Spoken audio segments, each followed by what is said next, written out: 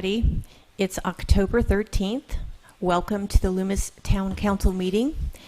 Before we call to order, I want to remind the public that you have access to this meeting via our YouTube channel, which is on our agenda, and also via Zoom, which is on our agenda. And with that said, I'd like to call this meeting to order at 7 o'clock.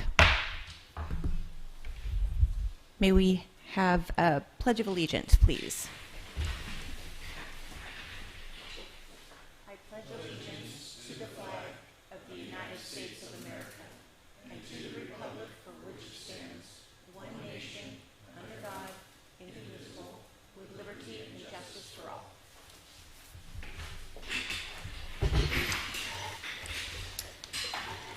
May we have roll call, please? Councilmember Ondurko. Here. Councilmember Duncan. Here. Councilmember Baker. Here. Mayor Clark-Kretz. Here. Proclamation. Yeah, thank you, Madam Mayor. So this proclamation is for one of our local citizens, William Quinville. There was recently a car accident on Horseshoe Bar Road directly in front of Mr. Quinville's house, and so he was first on the scene, first on the scene to get out to see that car accident. Was able to perform aid and kind of help one of the passengers of the vehicle. And at the same time, we had another passenger of the vehicle stuck in the car, who ended up, and the vehicle ended up catching fire. And so Mr. Quinville was able to assist the one person who was able to get out of the vehicle, while another gentleman, who we don't know his name, was able to get into the car while the car was apparently on fire, and pulled out the other person that was in the car. And so we don't know the name of the other gentleman who pulled the one person from the car while it was on fire out, but we do know the name of Mr. Quinville, and so we have a proclamation for him, and I'll just read this quickly. It says, "Town of Loomis would like to recognize William Quinville for his act of heroism, for his act of courage at the risk of his own personal safety," and this is signed by the mayor, Jan Clark-Kretz, and dated today. And so we'll make sure that Mr. Quinville is able to get this as soon as possible. Great, thank you. That accident was really bad. I know that that car hit a gas line, so Yeah. the fire was imminent and dangerous, for sure. Yep. Okay. Matters of interest to council members. Jeff, please. One thing, I don't know if people have seen it, but Placer County Sheriff's has a new app for your phone, and it's got a lot of helpful things on it. You can receive notifications in emergencies. I mean, there's all kinds of things on it. If you guys take a look at it, that's a good thing. Also, Placer County now, I believe all the towns in Placer County and cities have text to 911. So that's another feature and option for people seeking emergency help. So I'd strongly recommend people maybe take a look at the app and see if it's right for you, but it's definitely a cool app with a lot of resources to it. So That's in addition to the Placer County alerts, and now there's an app. yeah, there's an actual app. And the app shows, I mean, everything from opportunities to volunteer, COVID stuff, news, crime maps. I mean, you can get jail rosters, most wanted posters. I mean, there's pretty much everything on the app. So definitely something people can zero in around their house and see if there's crime or what crime's going on, things like that. So. Great to know. Thanks, Brian. Anybody else? Not that it rains anymore, but I noticed it looks like somebody put agri-grow or some type of, grass growing material into our canal. I don't know if you noticed that in Sunrise Loomis in the ditch. Nice green grass growing in our drainage ditch. So you might want to, look into getting after that. But it just went overnight, boom, without any rain. So I don't know what's going on with that ditch. All right. But on a positive note, I wanted to say, I met with Sergeant Terovitz the other day while he was looking for offenders of the speed laws and stop sign roll-throughs, and they've been actively pursuing that, and it's nice to have Sergeant Terovitz living in our town, as well as the other law enforcement officers. That's it. Thanks. Thank you. Town manager report. Thanks, Madam Mayor. So I have a couple things I have on the report tonight. You have a copy of this. One thing that I don't have on there, though, is I wanted to introduce to you our new interim Public Works Director, Brad Donahue, who's over here, and then our interim town engineer, who is Tom, is it Ruark? Over here behind me to the right. So they're both working through CSG on the short-term contract that council approved at the last meeting when our Public Works Director, former Public Works Director, Britt Snipes, left the city. So they've been here for 3 weeks now, continuing to just kind of like drink from the fire hose and figure out all the stuff that's going on. Taylor Road project with Caltrans, the Rule 28 project for the undergrounding, and all those projects that we have going that we got to make sure stay on track. And so they know that I've told them to make sure that they stay on track. So first thing I wanted to talk about is the most recent town COVID-19 activities. So Placer County today was moved to the orange tier, the state's new blueprint for safer economy. And that's the governor's color-coded system that we have now. Since we moved into the orange tier, restrictions on many businesses have been modified, and many of those business sectors, such as restaurants, gyms, places of worship, can increase their indoor capacity now. There's a full list available on the state's website. I think that the county website links to that state website as well. We still have a pretty significant stockpile of paper masks and hand sanitizer that the state provided to us. They're restricted specifically for small businesses, and so we'll be doing another kind of handout of that personal protective equipment in the upcoming weeks. The Chamber of Commerce will be kind of running that process for us. It'll be here again at the train depot with Public Works helping to facilitate that.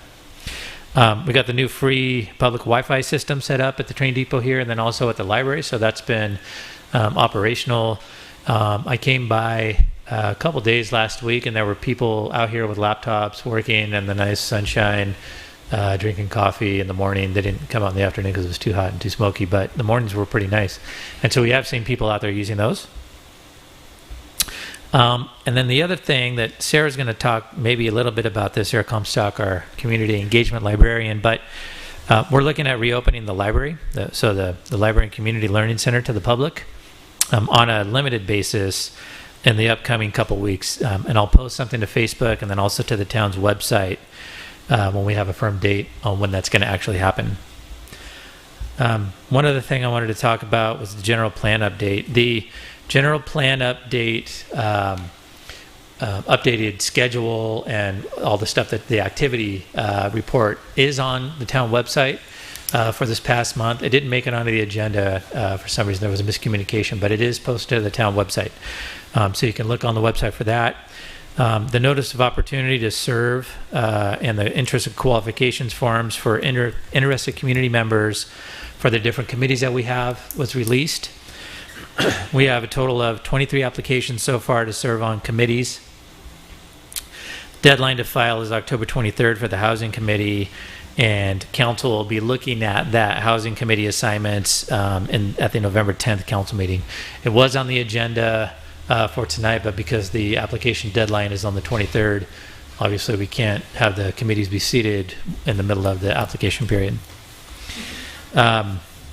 We updated the website with a how-to on community and agency collaboration, along with current volumes of the town information and different general plan documents that we have. And then we're scheduling the general plan open house workshops for Saturday, November 7th, from 11 a.m. to 2 p.m., and then also on Monday, November 9th, from 6 p.m. to 9 p.m. Those will be outdoor events here at the train depot to make sure that we can get folks properly social distanced, but then also actual public participation in person. The other thing I wanted to talk about with that is the Rule with Main Street Technical Assistance Program. So we heard from Michelle Reeves, I think it was last month, it might have been the month before, but we've had the 3 workshops that were conducted at the end of the month and then the beginning of this month, end of September, beginning of October. We had total participation of a little bit more than 30 people. And then to kind of shore up the community input on that, we released a Take the Survey. So there's a survey on the town website under the current projects page of the planning department. We put it out on Facebook as well. It's already reached 31 people with 6 engagements. I looked today and it was seen by, I think, 1,100, a little bit more than 1,100 people. So people are seeing it. The deadline to take that survey is November 6th. We're sending something through mail, so a survey card giving people the address to go to the website and participate in that survey as well. And then we'll do a Zoom meeting presentation on December 7th to recap the Loomis story is what Michelle's calling that. Taylor Road Phase 3 project, that project's nearing completion with just a few items left on the contractor's punch list. We'll be scheduling a ribbon cutting sometime in the upcoming weeks to celebrate the improvements being done. And so I'll let you all know when that's going to happen. A project like that being done, that's something that we should celebrate for sure. And so we'll do a ribbon cutting for that. And then last but not least, I'm sure you've seen driving down Taylor, the progress that Ace Hardware is making on their store in the old Christensen's building. They're still looking at an early November opening date, potentially at the end of this month, so late October, early November. And they're now advertising for employees. And so there's a banner up for when people can come in and apply. We'll be holding a ribbon cutting there as well when we get a firm opening date for them. And that's all that I have. I can answer questions if you have any questions.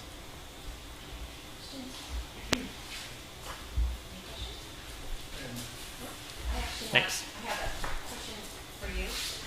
On the mailer. Microphone? It's on. Louder? There you go. Okay. On the mailer that you're going to mail out, it hasn't gone out yet, right? I think it did. Okay. So that's going to be telling people about the survey for Main Street. Right. Are we also going to send a mailer out about the open houses? I'll check with Mary Beth to see. I'm not sure. I'll find out though. It'd be nice to do that too. Okay. Okay. Sure. Thanks. All right, let's move on to the Loomis Chamber of Commerce update. Hi there, can you hear me? Yes. Okay, good. Good evening, Mayor Jan Clark-Kretz and Council. I just have a quick update, a few things. The Chamber, now that we're in Orange, yay, we're going to be open at the Chamber office on Tuesday, Wednesday, Thursday from 10 to 1. So anybody that wants to stop by will be able to do that. We've been working remotely, just like everybody else. We've kind of been affected with our budget and all of those things. So we're happy that we're in Orange. We had the Eggplant Festival virtually, and we had a nice piece on the high hand with Good Day Sacramento.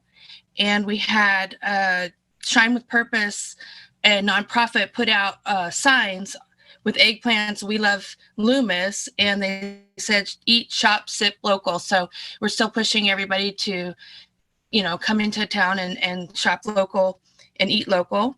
And then we also partnered with the 4 chambers, with South Placer Chambers, for Placer Valley Eats. I think I said that. And then Sean mentioned that we're going to be doing another PPE pickup. That will be on Wednesday, October 21st from 9 to 11. And that'll be in front of the train depot. So you can just drive right up and we'll just load it right into your car. And I also Placer Shares. So Placer County has a grant program. They reopened it till October 23rd. So anybody that didn't get in the first round, small businesses, they should check out placer.ca.gov/shares. And there's another little bit of money out there, grant money out there to help our small businesses through this COVID time. The chambers, the joint chambers, are also hosting a pre-recorded meet and greet with McClintock and Kennedy. It is just pre-recorded, but we'll be releasing that on Thursday afternoon on our social media if you want to check that out. And we just kicked off Loomis Leadership, and I think that went really well. We have 9 participants, and they're looking at a joint project that will benefit the downtown. So more information on that will come soon. So thank you.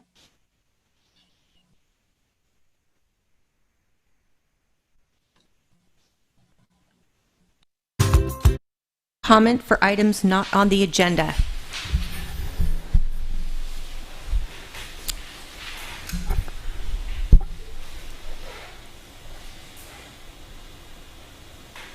So caller 9411, your microphone is open. Hi, this is Sonia Coupler. I was wanting to find out what tier does Placer County have to be in before we can do in-person participation at the public meetings, whether it's the council meeting or the planning commission meetings. And if that is unknown, is there a way to find out? Thank you. Off the top of my head, I don't know. I know that when we go to yellow, things get less restrictive, obviously, the lower you go down. But I don't know if yellow allows for gatherings of people. And if it does, I don't know what that number is. The biggest issue that we have is we don't have a facility that's big enough for the social distancing with the 6 feet. 'Cause, I mean, like right now, we've got everybody on staff and council in here, and there's not really any more room. And so trying to figure out if we could find somewhere to hold it that's big enough where we can do the social distancing, that we might be able to open them up. But I don't know where we'd be able to do that. The Blue Goose, we could always do it there, but we don't own that building. I'll find out though for you, Sonia, if in yellow, when we go to the yellow tier, if that allows for the gatherings. Okay. Thank you. I just know there's nothing beyond yellow, so I'm just curious about that. I think it's clear or white, or I don't know. Clear is not a Crayola crayon though, so I don't know. All right, and then Pam Blake, your hand was raised. Your microphone's open.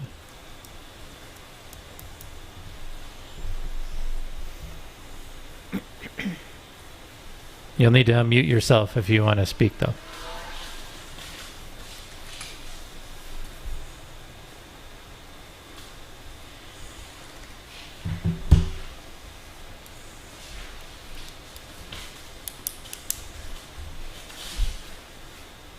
I think you got it. It doesn't show that you're muted anymore.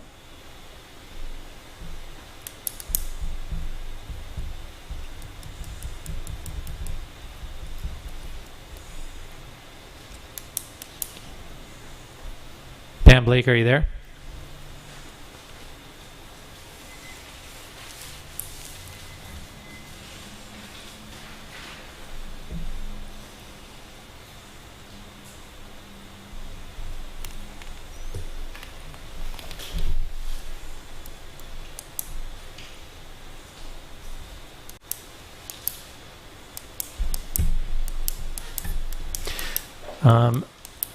I'm not sure what's going on with Pam's microphone. She typed in something on chat. She says, how come you're only seeing part of your face, Sean? That's because I'm leaning over the microphone and trying to run 2 different laptops at once. And then she says, no microphone, don't have a microphone, yes and yes. So I'm assuming that you're saying you don't have a microphone so you can't talk, and instead you're doing the chat. And the reason you can't see my face is because I'm doing 2 different things and I don't have a long enough cord.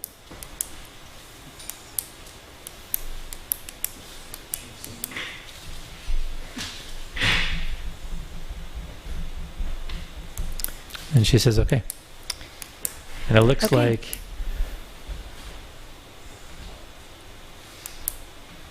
Yeah, it looks like that's it. All right. Hearing and seeing no more public comment for items not on the agenda, we'll move to adoption of the agenda. Motion to approve the agenda. Second. Okay, may I have roll call, please? Yeah, there's a motion by... Yeah. Councilmember Underhill? Aye. Councilmember Duncan. Aye. Councilmember Baker. Aye. Mayor Clark Kretz. Aye. Okay, we've adopted the agenda. Now we have an opportunity to comment on the consent calendar.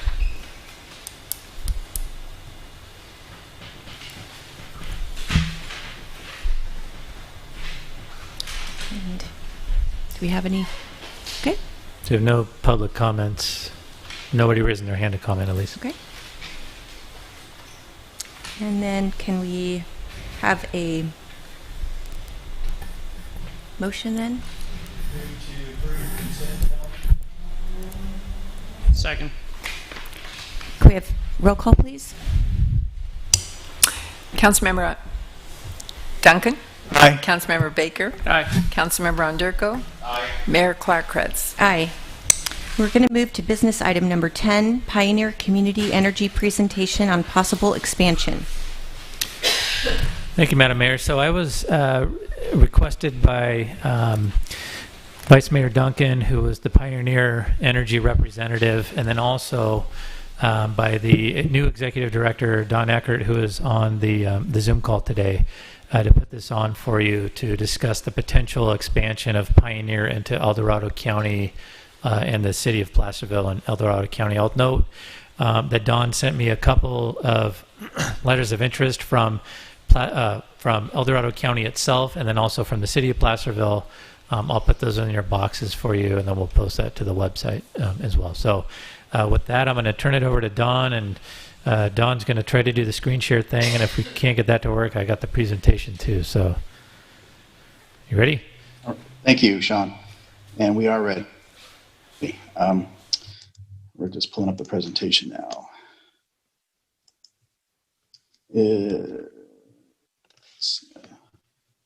Is it coming through? Okay, great. They're perfect. Perfect. Thank you. Thank you, Steve. Well, good evening, everyone, and thank you for taking the time out tonight to talk about a very important topic for Pioneer. And being new to Pioneer, I'm very happy to virtually meet you tonight, and I look forward to seeing you in person very soon. And I also want to thank Sean for being so accommodating on working with us to get on the schedule and helping us through the procedures. Also on the Zoom tonight, you'll see Alexia Vitalik and Sam Kong, who is also with Pioneer. Three of us, we hope to answer all your questions or participate in the discussion. So we have a brief presentation and want to leave time for questions. So before we get into the topic of expansion, I just wanted to touch on just a review of who we are and what we do and where we do it. So just as a reminder, we are a choice aggregator, or CCA. We started serving power in February 2018. We are a joint powers authority. What that means is that we are owned by the citizens that we serve, with all the folks listed there, including Loomis. And we are a not-for-profit governmental agency, meaning that we are owned by the citizens. We pay our bills from that we generate, and we do not depend on any general fund or taxpayer dollars. And again, we don't make a profit for shareholders who may be elsewhere in the world. Everything that we do is for the citizens and owned by the citizens that we serve. Where we are, so on the map here would be everything in blue is the territory that Pioneer Community Energy serves.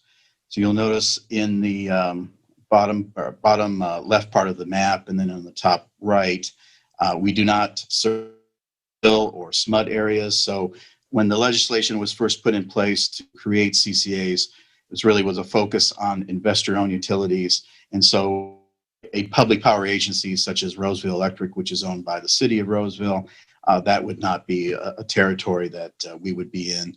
SMUD is also an investor-owned utility. And then Liberty Energy is something that's not been considered in the past. It may be in the future. It is an investor-owned utility. But for our current territory and near future expansion, it's going to be PG. And what we do, we provide electricity for over 93,000 customers of all rate classes. So on the previous map, you saw the PG&E territory. So you have PG&E has the poles and the wires, and we provide the generation that flows into those poles and wires into your home. Again, I mentioned that it's a local control. We're owned by the citizens of Loomis, as well as other member agencies. So you have control over the rates, you have a control over your energy future, and you have control on the types of programs that are consistent with the needs of Loomis. And we also serve as an advocate for our customers to the CPUC as well as the legislature. And I'll give you an example of that. So there was an example where there was a issue at Rockland about mobile home park residents that were to enjoy the CCA rates or the rates of Pioneer. And our own pursued that with our trade association, CalCA, worked with the legislature, and that bill to correct that mistake was signed just a few weeks ago by the governor. So that's an example of where we take a local issue and take it all the way up to Sacramento.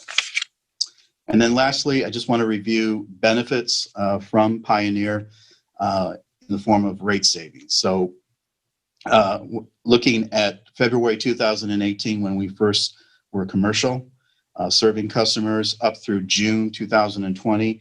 So I don't have numbers past June just because I don't have final meter data from California ISO, but through June of 2020, so we're talking about a little over 2.25 years. The town of Loomis itself has saved $800,000 by choosing to form the CCA and be with Pioneer.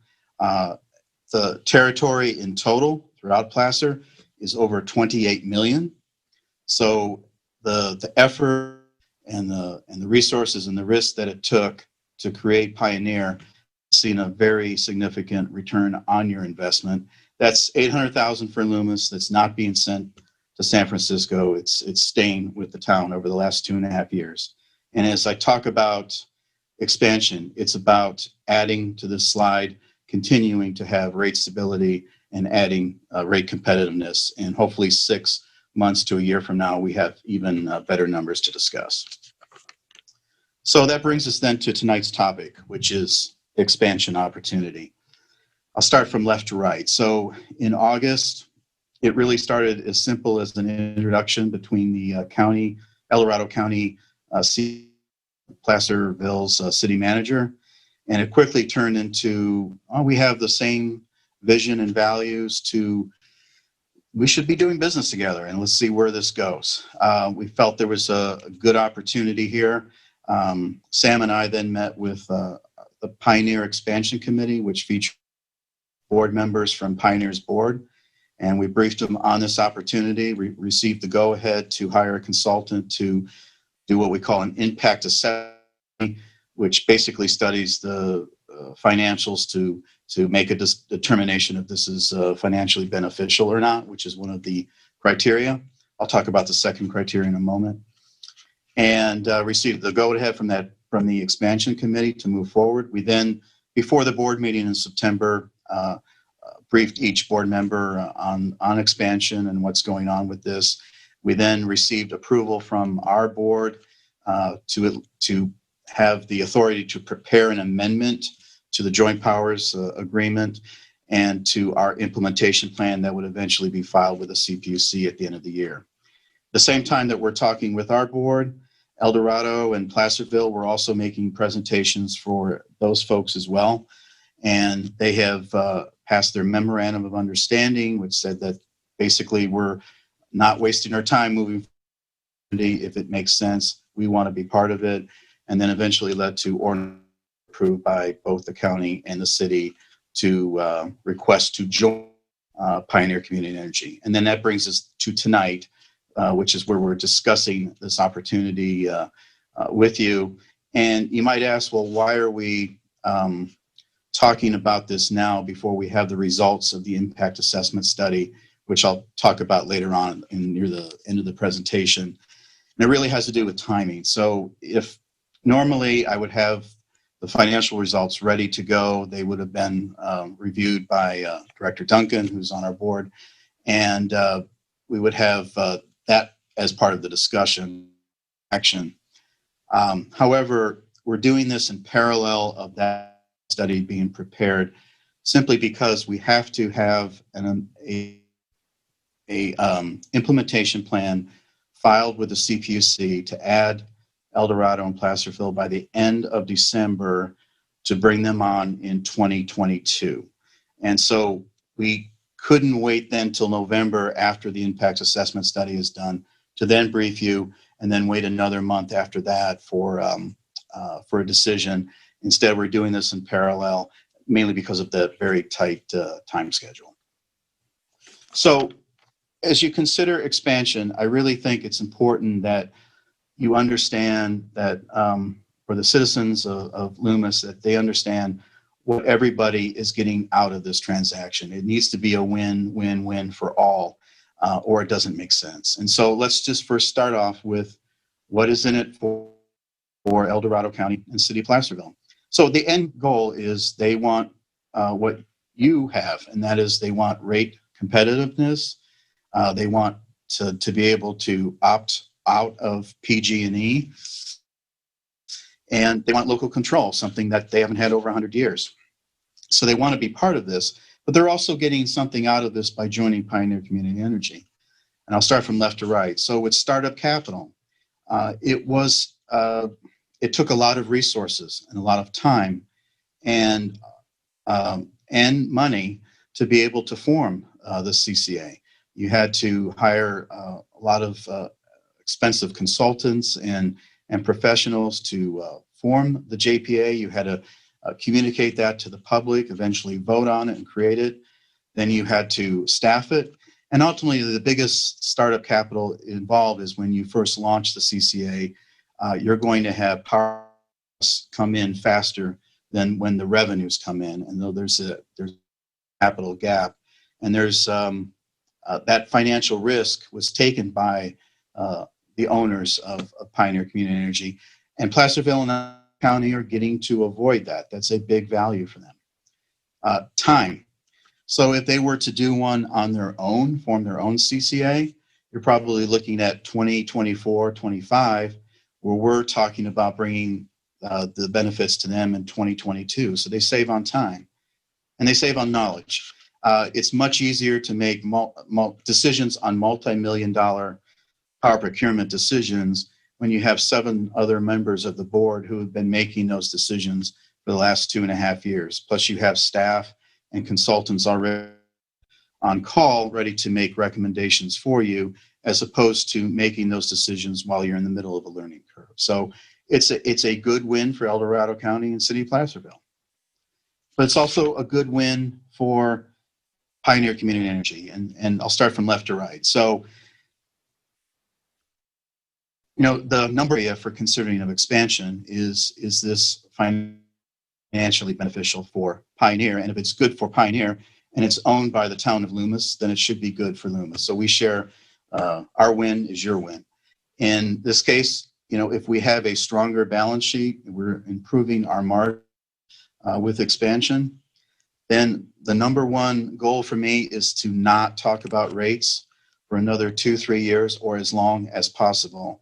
I would hope if this expansion comes in to my expectations that we're not talking about rates and we're keeping rates stable and we continue to add to that value that you saw on a previous slide with rate savings. But beyond rates, I also want to be able to have a strong enough balance sheet to invest in power procurement projects that are local and creates jobs in the service territory that we are in. You know, adding, and I don't know what the final number is right now, I'll learn that through the impact assessment study, but let's just say we add, as an example, 50, 60,000 new meters on top of the 93,000 customers we have. It just gives us a better seat at the table in San Francisco with the CPUC or in Sacramento with the legislature. It's not fair, but it is the way it is. And having a bigger customer base does bring some more clout to those issues that we face. And then also power supply options. You know, I've seen this with other CCAs where they combine joint procurements together in the hopes of attracting, you know, better suppliers and better power supply rates and more stable projects out there. If we're procuring for another 50, 60,000 folks, it should attract better pricing for us as well on power supply options. So I've just talked about what's good for El Dorado and Placerville, talked about what's good for Pioneer. I want to spend the next couple slides on why this is good for the town of Loomis. So as we look at rates and keeping them stable and keeping them competitive, I have a lot of risk out there. And in my umbrella there, my best defense in not raising rates is having adequate reserves. And I'll just certainly a larger list than what I have on the slide here, because there's many risks that faces a load serving entity. But to start from left to right, so load loss from the economy. I don't need to you guys the impacts of COVID-19. We're all in that now. What I don't know is what the new economy is going to look like once we get to something that's normal. And I suspect there's going to be risk to our current load, which is going to put pressure on rates.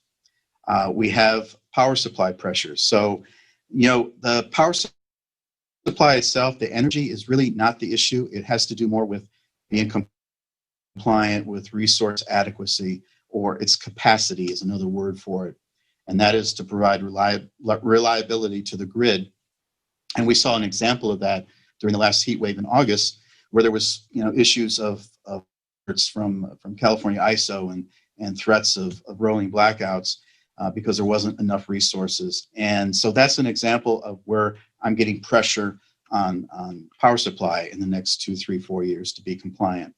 And just to give you an example, in that mini heat wave that we had in August, and there was another one in September, there are moments when prices that are normally $30 a megawatt hour shot up to over $1,000 a megawatt hour. If that lasts for a long period of time, that's a significant impact, and you have to have the reserves in place to be able to maintain the rates. I could spend all night, and I won't do that for your sake and mine, but I could be talking about the power charge indifference adjustment, or PCIA, and that's a significant impact. It's an exit fee imposed by PG&E, and it affects our bottom line or our rate competitiveness directly. PG&E rates is also in that if the rates move down, which is a good thing, it also means I need to compete with PG&E and move our rates down as well. I have to have the right reserves in place to do that.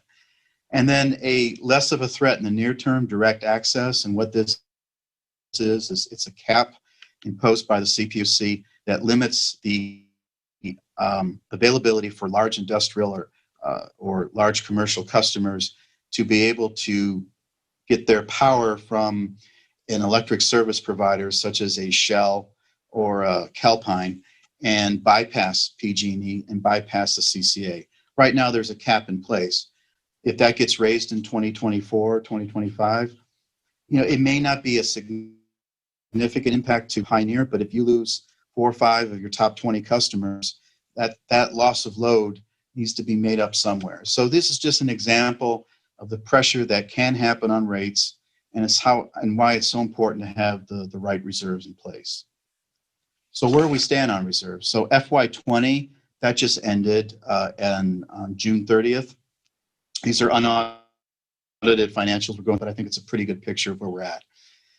My target is the blue line, and my target is 120 days of expense coverage. So what that means is if I shut off the water faucet, the revenue faucet for the next 120 days, I need to have that much cash on hand to cover my bills. So that's my target. And it's forecasted over the next 12 months of expenses. And you can see that over the next past FY20, I'm not at the reserves target. And in FY22, with my projected power supply prices, and if I keep stable, I'm actually looking at dipping into reserves, which prompts a conversation about, do we want to do that, or do we want to? If I know that I have expansion on the horizon and it's going to have a significant impact to our bottom line, I am more than happy to postpone that conversation regarding rates. And we talked about rates and rate competitiveness, but there's other value. And, when I think of rates, I always think of it's a value that has to happen. We need to be competitive.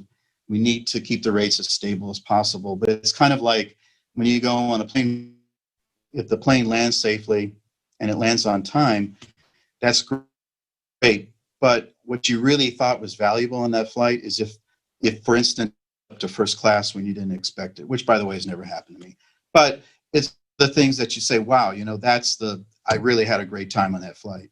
Well, I look at competitiveness as landing the flight safely. It needs to happen. It's a core value. But there's other values that if they happen would be, wow, I really think Pioneer's pretty cool. And that's where I want to be. And looking at left to right, economic development rates. I want to have a strong enough balance sheet to be able to subsidize those economic development rates so that I can be part of the conversation to attract a business into Loomis or attract a business into the area that's going to hire folks from Loomis. How cool is that? Biomass projects, they have to happen after the last couple months. Being able to not only a local project and jobs through biomass, but just cleaning up the forest to avoid the wildfires. It has to happen. But just let me put it in perspective for you on the economics. I can buy power from California ISO at $30 to $40. It's $100 to $140 for biomass. So we got to do it, but I got to be able to afford it. We also have around $10.5 million in debt right now. When we first launched, it's scheduled to be paid off in 2023. I would really enjoy paying that off sooner, and I know the county would as well. And then PSPS mitigation. We just recently, Sam and I talked to a supplier that had some very good ideas on PSPS mitigation regarding powering up substations during an event. I asked him about price, and it's been 2 weeks, and I haven't gotten the answer back.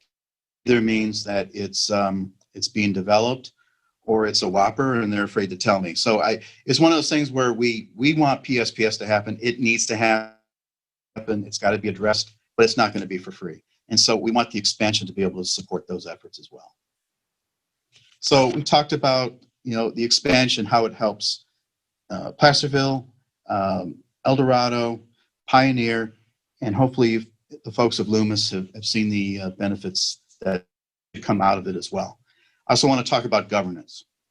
So we currently have a 7-member board. So we have one from each of our cities and town, Director Duncan, and we have 2 for the county.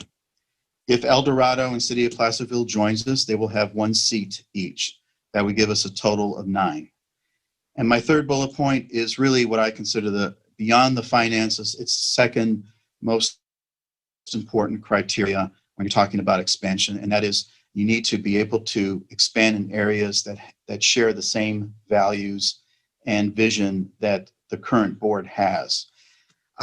If I were to recruit a city or town to join and they want 100% carbon free, and it means raising the rates, even though it's a very viable financial addition to Pioneer, it's going to cause nonstop conflict with our current vision and goals of the board. It doesn't make sense. So you want to recruit folks that share the same values and vision that you do. Otherwise, you're just creating conflict. There's a letter that Sean mentioned from both the county and the city. I hope you get a chance to see it, and it'll emphasize where these folks are coming from is they want to be part of this success and join in it, and to enhance Pioneer, not to cause conflicts. So this gives you an idea of the governance. And forward. So tonight we're talking with you, and by the way, you're our first member agency that we're talking to regarding this topic. At the time, our JPA amended language, and there's really not much in the form of amendments to the current JPA, but that's being reviewed not only by El Dorado and Placerville, but it's also being reviewed by our member agencies. And so Elise Nelson Council has been working with each of the member agencies' general counsel in that review. November 5th or 6th, so we'll decide on the date at this Thursday's Pioneer Board meeting, but we will then review the results of the impact assessment study. And I talked about, why are we meeting with you before the results of that study? I talked about the compressed schedule, but that would be a very important date for us. That's going to be basically our go, no-go decision. Then during November, if this topic is a go, the impact assessment study, we would request your support to move forward with the expansion. And this topic would be at your November. Then in December, our board would then vote to amend the JPA and file the amended implementation CPUC. In December, we would then file the plan with the CPUC. It would take them about 90 days to get us a response back. So assume somewhere around March, we would hear that result. And then from there, we would start power procurement, marketing, communications, and all the into the expansion. So with that, this is a non-voting item. This is just a briefing tonight. But if the impact assessment study, as I mentioned, we'll know that in about 2 to 3 weeks. If it's favorable, and we'll be going through all the assumptions and all the numbers with Director Duncan, so that when you get the information back to you in November, you'll feel comfortable with the assumptions and the recommendation. But we will ask for your support to allow this expansion to happen. If the numbers are unfavorable, we simply suspend the process.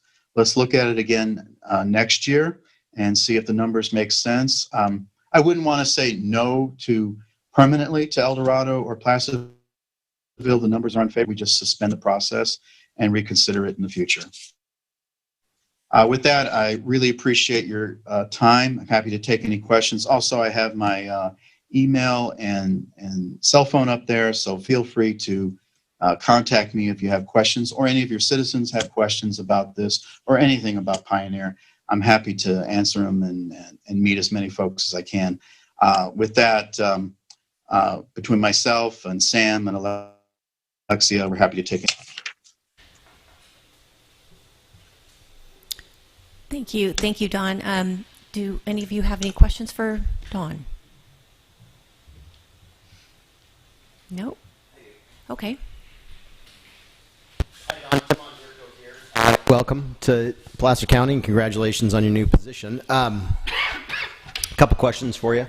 So, as it relates to power and energy, the most vital issue any of us face right now is the potential for rolling blackouts. And you had mentioned several times in the beginning of your presentation about local control. And I'm wondering if there's anything that Pioneer is in a position to do to try and keep that from happening, keeping rolling blackouts from happening. I know that we don't, Pioneer doesn't own the transmission lines, but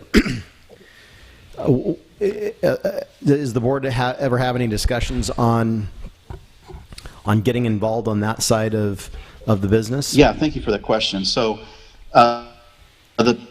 what we want to do is if we want to avoid best in what we call resource adequacy, and we comply with the state to have at least 15% above our what we would call our peak online, and we procure that through various power plants around the state. To make sure that if that event happens, that we have enough power supply to meet that event, plus 15% more.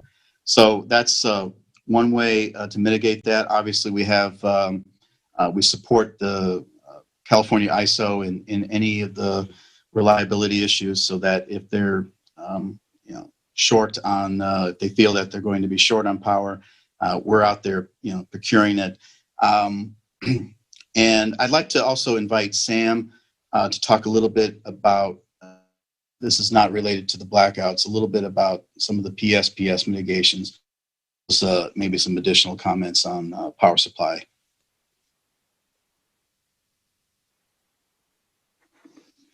Okay, thank you, Don. Yeah, just to start, maybe just add a little more color on what you said about the rolling blackouts. So, as you correctly pointed out, we don't have any control over the wires, and on the rolling blackouts are really caused by unplanned outages or shortages of renewable energy. For instance, certain wind farms did not produce as much as they expected, and some certain power plants had outages, and it's different. It's like it's like a perfect storm. So the first rolling blackout happened for the first time in about 20 years. So as Don pointed out, we can't directly control that. What we can control is, and this is what I think Don alluded to, were the say the PSPS events, the public safety power shutoff events, in the sense that we can try to identify certain substations that are in our service territory to see if they're basically essentially a way to have some sort of backup generation directly to the substations, so that even during rolling blackouts or PSPS events, you could still have something akin to backup generation directly to the substations, which could help power up the different parts of your territory that could benefit from that. As Don mentioned earlier, we are in discussions with a few developers and a few consultants to see what sort of solutions there are, and we also have Chuck Heiselman and Alexia Redalak on our staff work closely with PG&E also to try to monitor the PSPS events, to try to see what we can find out about it beforehand, and also to try to find out more information in general so that we can be better prepared, at least help our constituents be better prepared for that. For you. Is there any advantage for Pioneer to move into the natural gas market? When I saw this item, expansion of Pioneer Energy, I thought maybe we would be looking at natural gas, but I don't have enough information on that market, and if there is, if that makes any sense. But has Pioneer considered something like that? Go ahead. So the gas market, as you may know, is a whole separate business model, right? And then so if there's different things. So again, if we're talking about just strictly the supply of gas, as we are talking about, we do the supply of energy. Again, that's a different business model, because there's also who actually owns those pipes, right? So PG&E currently owns the pipes and wires, so we call it. And I think for Pioneer to go into the gas business, there currently isn't legislation, as far as I know, on that side, but it's something that we would need to consider and look at closely, but it's currently not in the business model for CCAs in general. Any other questions? Don, Sam, Alexia, I think you know me. But we had extensive conversations regarding the expansion of Pioneer into El Dorado County and Placerville, and you know that I'm all for it, and but only if it's financially prudent to do it at this time. I really didn't imagine that we would be doing it this quickly, but I am for it. I did watch the Board of Supervisors El Dorado County meeting, and I did see that they would like to have 2 board seats like Placer County, and I know that we're going to be working all of this out as far as the how it impacts our board and the power we retain. But my biggest concern is if we're financially ready to do that. And you said that the feasibility report study would be done at the end of this month? Yes, thank you for the question. So we should have the results ready by the end of October. I just need a couple days then to work with Pacific Energy advisors on going through the numbers and developing the presentation. to be ready to review with you November 5th or 6th. That sounds good to me. I thought earlier I had heard you say the end of November, and I wasn't quite clear on how we would be able to get all this done. So that clarifies that for me. Thank you. Thank you. Yeah, and just to reemphasize, the whole reason for expansion is for financial stability, right? So to the extent that it makes sense, that this will add to Pioneer's financial stability and to be able to do more things and to basically be on its own feet and to ultimately get its own credit rating and all the benefits related to that too. Thank you. And that was one of the things that I thought of El Dorado County as a perfect match for our county of Placer, and we have seems to be the same goals in mind as far as rate stabilization and savings, but also the opportunity to tap into resources that we have in the mountain areas, whether it's hydro or, as you know, how interested I am in biomass.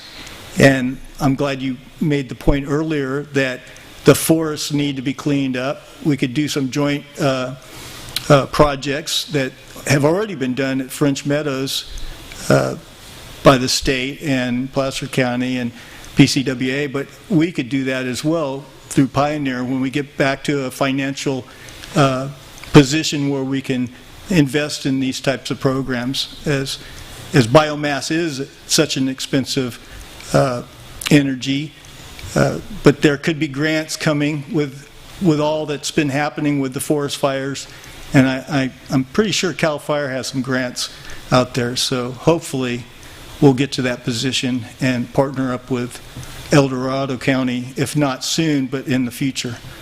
All right, thanks. Brian, do you have any questions? I just want to clarify that the expansion is going to be the entire county, El Dorado County, and they have only one municipality, right? Placerville? So it is the entire county? Yeah, it would be the unincorporated part of the county, so yes, be most of it. Let me true up that question for you after the meeting. I'll get you the exact answer on that. But it would not include the part of the county that's served by Liberty Energy. Okay, great. We'll open it up for public comment now. We have a comment from Michelle. Your microphone should be open. Can you hear me? Yep. Okay, yes, my name is Michelle White, and good evening, and thank you, Council, for taking my comment. I was just listening to the Pioneer presentation and would like to voice my support for the win-win-win, as Dawn described it. It sounds like I heard some concerns from the Council that this was potentially moving faster, quicker expansion than they had anticipated.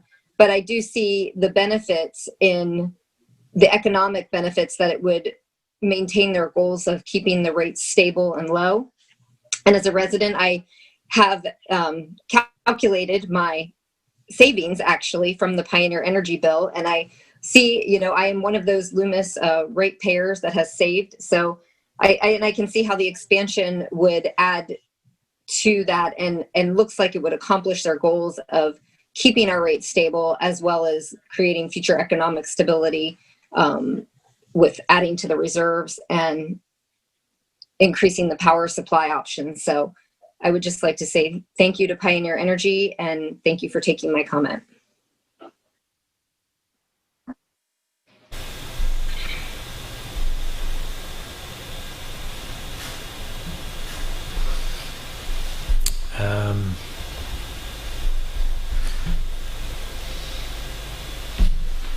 So David Ring, your microphone's open. Can you hear me? Yes. Yeah, so besides just being financially beneficial, is there any other things that you take into consideration to determine whether or not we would expand? Are there any other downsides besides, monetarily? I think looking at the pro forma and impact assessment study. We'll consider all the variables in the assumptions and run a lot of scenarios to prove that this would be, very low risk on the financial side. So that's really the number one consideration. And if this adds to the financial strength of Pioneer, then we can pursue a lot of the other value plays that we talked about this evening. I think the other criteria for expand is if you're looking to expand, you want to have folks that have the same values and vision that you do. So I hope that answers your question, but it's really the two main criteria for expansion is financially and also strategically.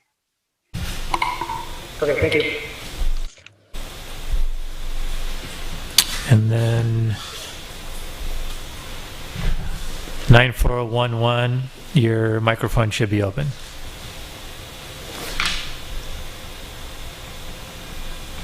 Hi, this is Sonia Kupler. My question is, what is the plan to pay off the $10.5 million that you're in debt by 2023?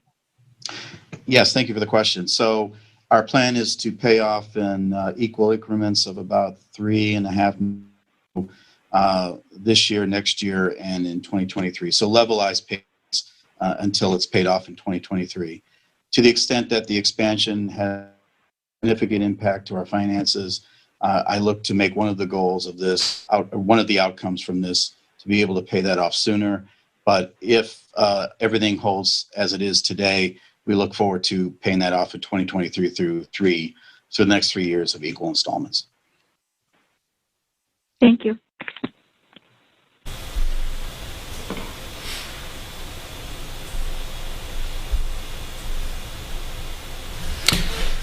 It doesn't look like anybody else has their hand raised, but we did get a question on chat from Miguel Yukovich. Question was the power outage in Placerville due to the power shortage or fire prevention?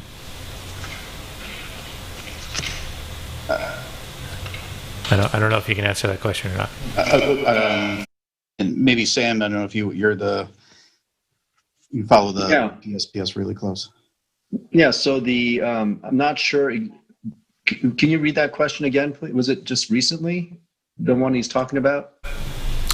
Not sure. The question was the power outage in Placerville due to power shortage or fire prevention? Oh, it was not due to the power shortage. If he's talking about the PSPS event, that's due to the prevention of wildfire risk. It was not due to a CAISO flex alert, though. It doesn't look like we have any other questions, Madam Mayor.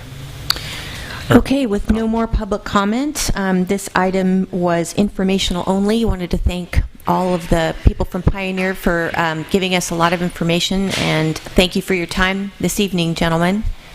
Thank you.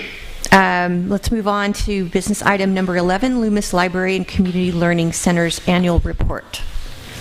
So I'll turn it over to our Community Engagement Librarian, Sarah Comstock, to do this presentation.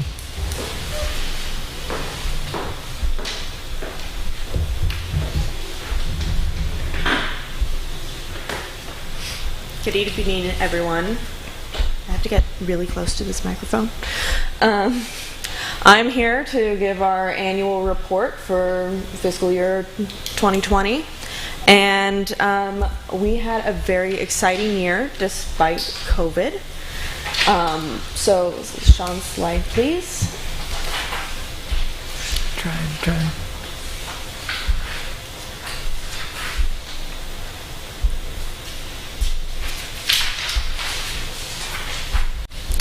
Well. Frozen. Oh, there we go. So I wanted to start off just talking quickly about our staff, because without my staff, we would not be able to do any of what we get to do on a daily basis. So we actually started the fiscal year off with me as the only full-time employee and having 3 part-time staff members. And actually by the end of the fiscal year that had flipped, and now we have 3 full-time employees and 1 part-time. And so that has really made it possible for us to do some really exciting things, and in the future will make it possible for us to continue to bring to our community what I know both the community wants and what we will be able to do. And then aside from just our paid staff, of course, we have volunteers who work with us as well. And they make it possible for us to continue to provide the level of service that we've been able to do. And of course, they started the library and ran the library for a full year before I was hired on. So we really owe a lot of what we have to them. And this year we had over 1,300 hours put in by volunteers. That includes, working on behind the scenes things such as processing books, getting them ready for the shelves, doing story time, putting together our seed library. So our volunteers are really very important to us. Slide. I wanted to talk a little bit about our collection. We had, at the end of the year, 15,000 items in our collection. The pictures that you see are the 4 most popular items that we had. Mostly kids things, but we did have an Ann Hillerman book that was very popular. We added over 2,000 items, actually close to 3,000 items this year. And we had over 21,000 items circulate. So those are anything that gets checked out and checked back in, that counts as one. And so 21,566. Very happy with that. We do have public computers, and this year they were used 467 times. So anybody could come in, check out a computer, use the computer while in the library, and then use it to print or check their email, do whatever. And then we had 379 searches on our databases, which can be done from home or from the library. And so those can be used to access things that you might traditionally find in an encyclopedia that are peer-reviewed, and it's helpful for students especially doing research projects, because you know that it's more trustworthy than Wikipedia. Slide. And then just to give you a glimpse at how this year compared to years past, we actually, despite being completely closed for 2 months, we still surpassed our circulation from last year. And obviously you can see the 2018 numbers, we way surpassed those numbers. So I was very pleased with that. And actually, I was looking today at what our circulation was like this time last year, and despite the fact that we are still closed to the public, we are doing curbside service, and we are doing 75 to 80% of what we were doing this time last year, despite the fact that we're closed. So. Mm-hmm. And then our membership, we have over 2,000 card holders, and we added close to 750 new members this year. And we had over 14,000 people come through the door. Slide, please. You can see this is the only spot actually where we did take a hit this year was in new members. We did not add nearly as many as we did last year. That's probably a combination of 2 things. One is COVID, of course, but the other is that we spent so much time adding new members, I believe, the last 2 years, that a lot of the easy ones are sort of taken. So now we have to really get in and find those people who still don't have library cards and get them to get their library card. And it's harder to do without the benefit of our Friday Family Fests and the, going to schools and those sort of hitting the pavement activities that we were doing before. Slide.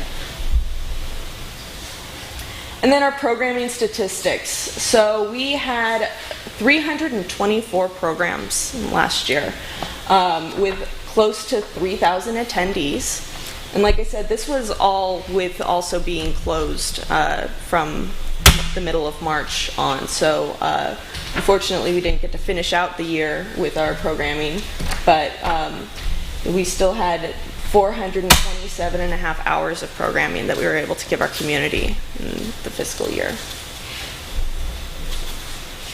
And I just wanted to share some of our story time pictures. This is our most popular event. Our weekly story time. Continues to be our weekly story time. And these are some pictures from our more special story times, because on a weekly basis we would have one of our library staff or volunteer reading books to the children, but occasionally we would do something special. So in the bottom left you can see our firefighter story time, where we had the South Placer Fire Department come and read to the children. And then you can see Big Daddy, our miniature horse, who comes and is our special guest at story time every few months. And then in the middle, the top middle, we have Lauren, who did a bilingual story time. Bottom middle, we have Jessie Bennett, who is a local author who came and did story time with us. And then over on the far right, you can see those are pictures. That's a picture from our stuffed animal sleepover, where the children were able to bring a stuffed animal to the library, leave it, and then it would spend the night at the library. And we took all sorts of pictures of them getting into shenanigans. So. And then our second most popular event that we had was our origami club.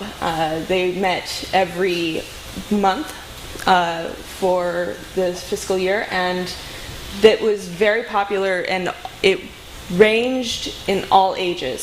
So we had very young children, as young as 4, coming and learning how to do origami with seniors, and oftentimes they were helping and teaching each other.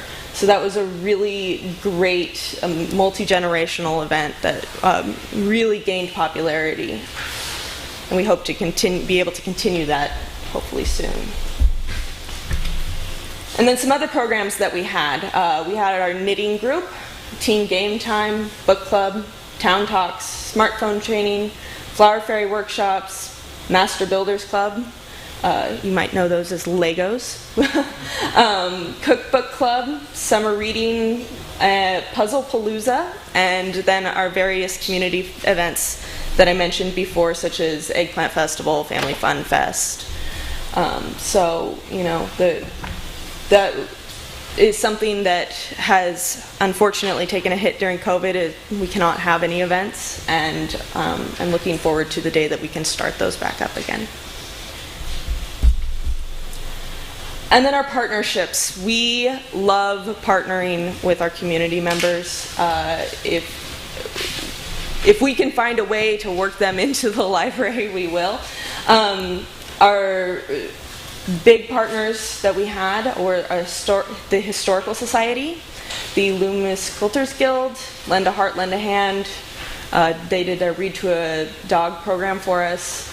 The Placer County Genealogical Society, Happy Road Farm, UC Master Gardeners, Bridge Yoga, Placer County Sheriff's Office, South Placer Fire District, NASA Ambassadors, Blackwood Farm, Senior Life Center, and McLaughlin Studios. And they all provided programming for us that we were able to pass on to the community for free. So we're very grateful to them, and we have continued to partner with them online wherever possible. And then our pandemic response. So you see in the picture here, this is Deborah, one of our staff members, in her unicorn outfit. We call her the social distancing unicorn. And she is out there giving away craft kits every Friday in front of the library at noon. She's there from noon to 12:30 if anybody wants to stop by and say hi. And the craft kits are available all day on Friday while supplies last. So we had to close the library on March 15th, close the doors, and we actually started doing story time online the Friday before that, because the week before we actually closed, we canceled our programs COVID was starting to get serious then. And so we decided, rather than just skipping out on story time, we just went straight to Facebook and started filming it on Facebook. And we quickly moved to 2 times a week doing Facebook story times.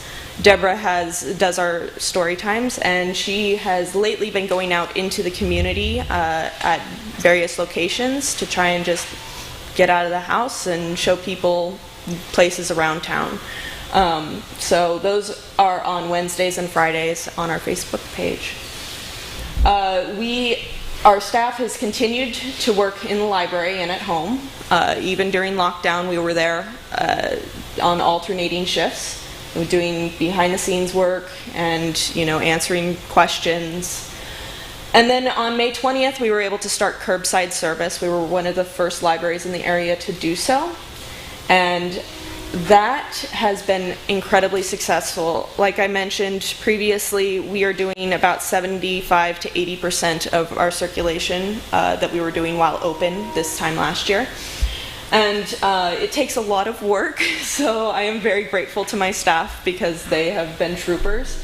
And then we are working in the library 6 days a week, which also means we're there to answer the phones, we're there to answer emails, reference questions 6 days a week, whereas pre-closure we were there only 5 days a week. So, and then online programming, as I mentioned before, we've tried to keep some of our partnerships, including the Loomis Basin Historical Society, on our Facebook page every Thursday. We do a Throwback Thursday with them, where we will post a historical picture with an explanation of what it is and a little history behind it, and share that to our Facebook page.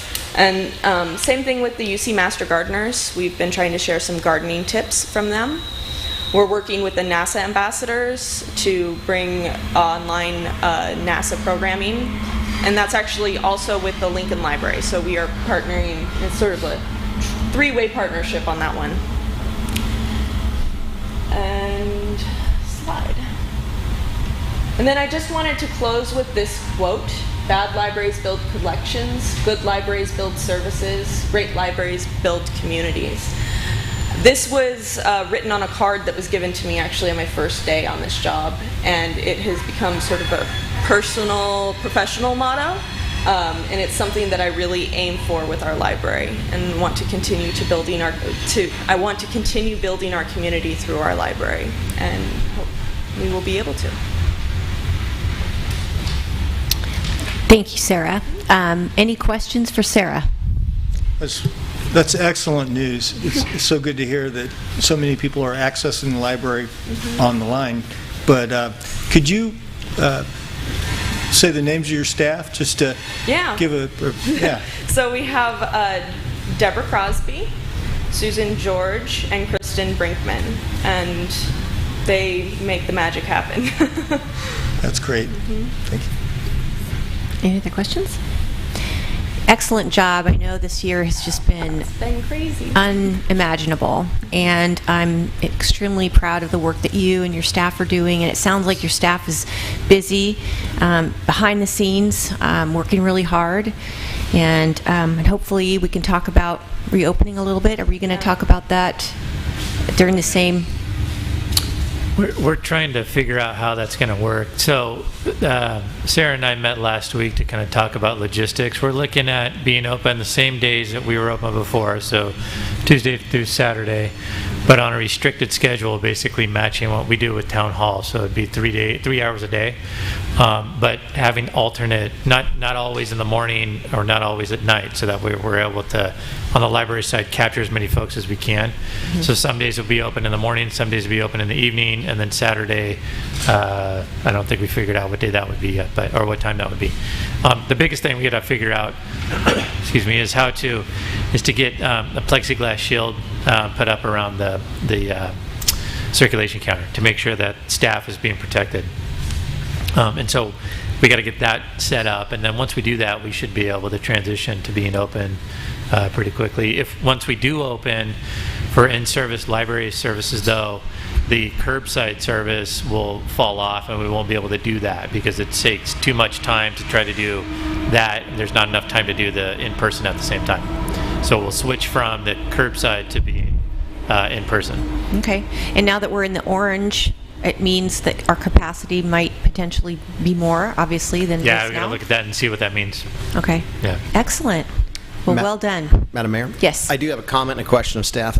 So first of all, Sarah, I've watched you mature and grow into your position, so excellent job. You know, the library in so many ways is a reflection of the community, right? The community stepped up to save the library 4 years ago, and I hear a lot of people promote shopping local, which helps keep the revenues coming in for the library. So, you know, congratulations to the community in a lot of ways for stepping up and making a conscious effort to not only save it but make it something special. It really is a pretty cool place. My family and I would frequent the library pre-COVID, whether it was going to events or just popping in and buying a book or renting a book rather. So congratulations to everybody. I think it's something to celebrate. Sean, can you give us an update on the negotiations with the county and the property itself? Yeah. Thank you, Madam Mayor. That's a good question. Yeah. I should have brought that up. So we are waiting for a draft contract from the county. So the county has agreed to transfer the property over to the town at no cost to the town other than doing the surveys that need to be done and if we have to process a lot line adjustment or whatever that is, but no cost for the actual building itself. I was anticipating getting that draft contract sometime during the summer, but with the county facilities folks not working at at their offices, it's been a little bit more challenging for them to get everything kind of pulled together. And so I'll be sending an email sometime this week to the CEO to see where we're at with that. But the understanding that I have is that we should be getting that wrapped up hopefully pretty soon. Once I get the draft contract, we'll go into closed session to talk about the negotiation stuff with council and then hopefully get it wrapped up quickly. Thank you, Madam Mayor. Sure. Excellent points. And thank you, Sean. Thanks for sending that email to them because I know all of us are anxious to get that back in our hands. I'll follow up. For sure. Brian, anything? On this one, I would just love to say how the feedback that I get about the library is phenomenal. People love the programs, and I remember when this conversation was just starting before the sales tax and all of that was going on. You know, a lot of people were talking about what a library is, and what a library is what you've created. It's a center of learning. It's a place that people can go and feel safe and escape the things of the world and learn and grow and try new things. And so I commend you for that. Thank you. Excellent. All right, let's open it up for public comment. So, caller 9411, your line should be open. Hi, this is Sonia Coupler. I just wanted to convey to the library how much my husband thoroughly enjoys the NASA Ambassador program that you have. I know you've been doing it online, and before everything got shut down, we actually came down and had one session in person. And he really hopes that you will keep continuing that NASA Ambassador program because he is a total NASA nerd and he loves it. He's retired now, so he goes to as many of those as he possibly can. Thank you. We will continue doing those as long as we have somebody to do them. And Tim Pinkney, who has been leading them, who is our NASA ambassador, has been really fantastic. So. We have a chat comment from Miguel Yukovic. Should the library building be expanded and why?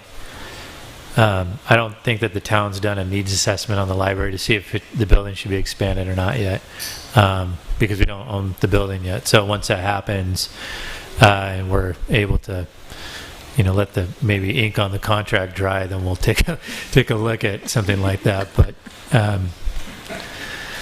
I don't see anything. And we do have one more. Hang on. So Michelle, your line should be open. Okay, can you hear me? Yes. Okay, yes, this is Michelle White again, Loomis resident, and back when the county had originally cut Loomis out of the system, I was really sad and had commented to the county at that point, to reconsider that. But I just want to say thank you for keeping the library open and continuing this program. It has been a valuable asset for the community, and I just am so appreciative of the community's efforts and everyone that has contributed to that. So thank you for that.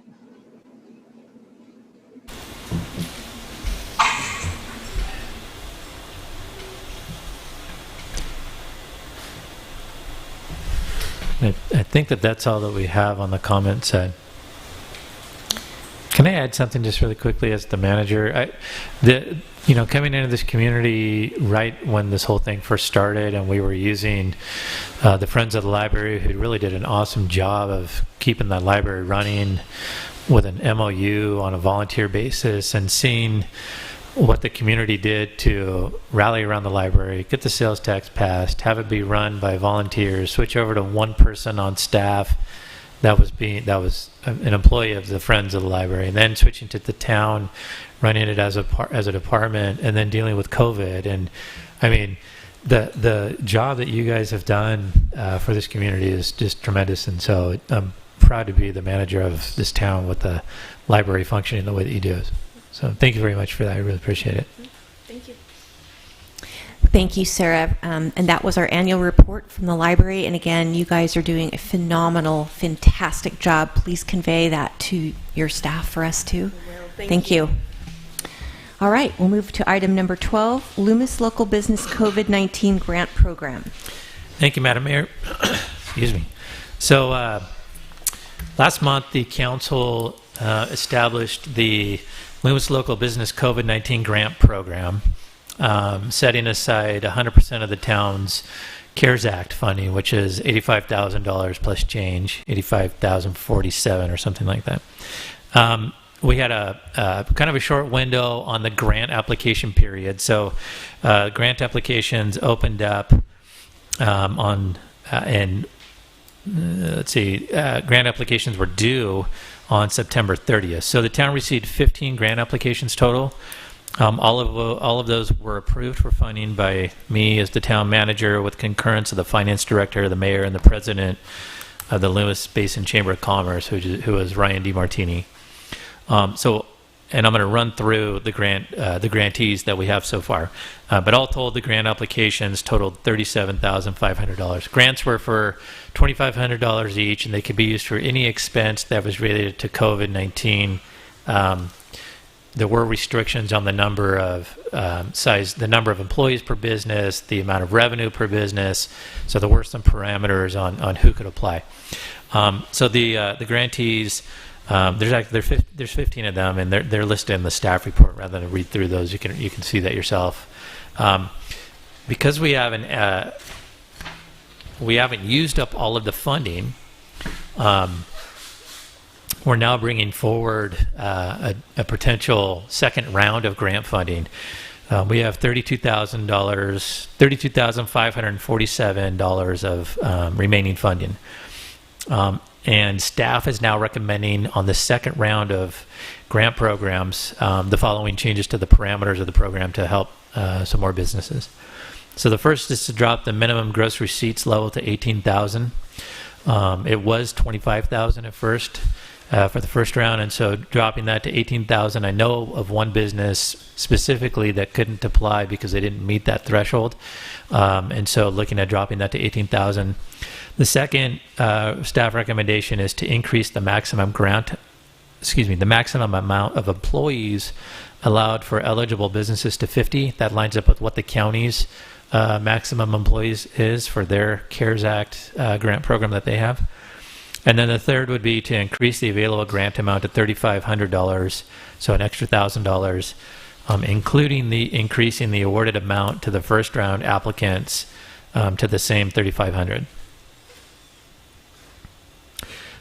If the council approves those recommended modifications, the town would be able to fund an additional 9 grants at $3,500. And then there's, of course, alternatives that council could look at as well. One of those would be to keep the funding amount set at $2,500 and then just reopen it up. Doing so would allow an additional 19 businesses to be funded at the $2,500 level, using the remaining 500. Sorry, that's a typo. Using up the remaining $32,000. And then finally, council could simply close the application window and keep the funding level set at the previously approved $2,500 for the approved applications, and then apply the remainder amount, which is the $32,547, to town expenses. The town does have expenses related to COVID-19 that we would be eligible for reimbursement through the CARES Act money, to the tune of about $25,000 so far, give or take. So about $25,000, and I would be hard pressed to say that we would not be able to chew up the rest of that $32,000 with the stuff that we need to do with the library and anything else that we're looking at doing. At this point, I recommend to you though that you continue to keep the funding available for the businesses in town and make those 3 modifications to the grant program. If you do that, we would open up the grant program tomorrow. And have it run through October 30th, come back in November with another status report, and then see where we're at. Okay, questions for Sean? Sean, so those 3 modifications, would those alleviate, I guess, a bottleneck as far as businesses being able to apply? Did those top 3 take care of the bulk of what people were having issues with? I think so. I know it takes care of 2. There was one business that didn't meet the $25,000 threshold. There was another one that had more than, we kept it at 30 employees. We had more than 30 employees. So there'd be 2 for sure, which would leave 7 grants available still. And then we'll just do as much outreach as we can to get it used up. I think one of the issues is people don't understand that it's a grant, and it's not like you have to pay the grant back. It's not a loan. It's free money. And I tried to make sure that the application was as easy as possible. It's like a 2-page application. You have to submit some proof of stuff, but we're required to do that by state. Yeah. But I think that we need to do a little bit. We did as much outreach as we could through the chamber, but Jenny and I have talked about just basically walking the streets and trying to get businesses to realize that they can apply for this and see what we get. I've had those 2 businesses that I talked about, and then I've had one other one ask if we were going to be able to open it back up. So there'd be 3 for sure. Okay. Anybody else have any questions? Nope. Yeah, I think it's going to be a good idea to, do the 3 additional modifications, but let's open it up for public comment. Yeah.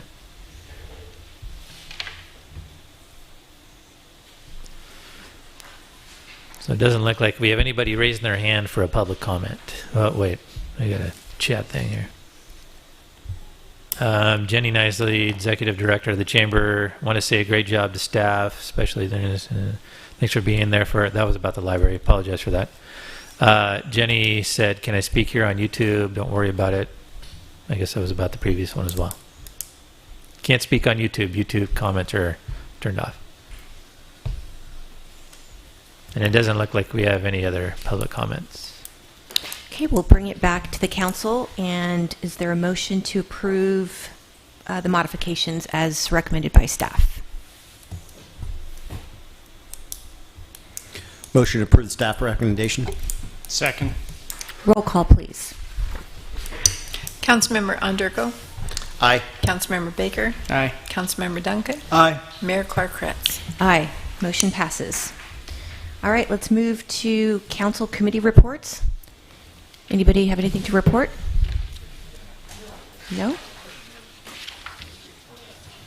No? Okay. Sorry, nothing fancy. All right. Well, with that said, it's 8:34. I'd like to adjourn our meeting. Good night, everybody.